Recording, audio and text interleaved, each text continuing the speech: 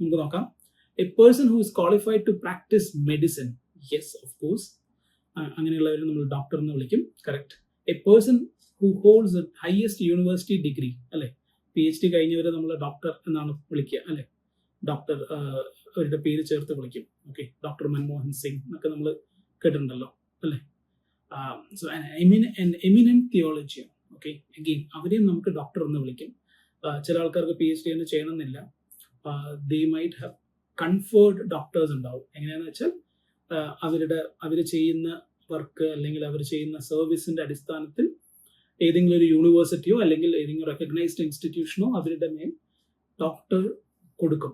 Doctor എന്ന് പറയുന്ന ഒരു പദം അല്ലെങ്കിൽ അവരുടെ നെയിമിന് മുമ്പിൽ കൊടുക്കാനുള്ള കൺഫേർഡ് ഡോക്ടർ എന്ന് പറയും.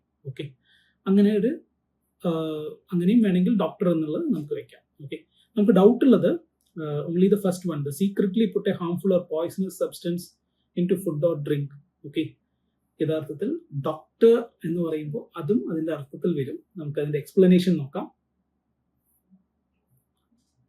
യെസ്, വളരെ ഡീറ്റെയിൽ ആയിട്ട് എക്സ്പ്ലെയിൻ ചെയ്തിട്ടുണ്ട്. സീക്രറ്റ്ലി പുട്ട് എ ഹാർംഫുൾ, അതിന്റെ എക്സാമ്പിൾ തന്നിട്ടുണ്ട്. He doctored, someone doctored his drink at the party. Okay, അതിന്റെ അർത്ഥം എന്താണെന്ന് വെച്ചാൽ എന്തെങ്കിലും ഒരു പോയ്സണസോ ഹാർംഫുൾ സബ്സ്റ്റൻസ് കലക്കി